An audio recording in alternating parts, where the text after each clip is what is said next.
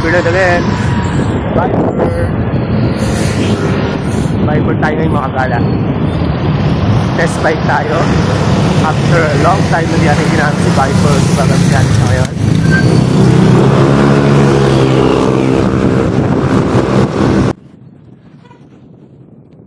Ayan, may makasabay tayong kapadyak going to Timberland.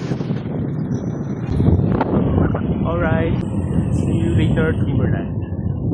Sana makita natin itong Viper kahit bakal to, malupit to. Pang trail, any kind of road condition, pwede itong Viper natin. There you go. Hey yo, Timber again with Viper.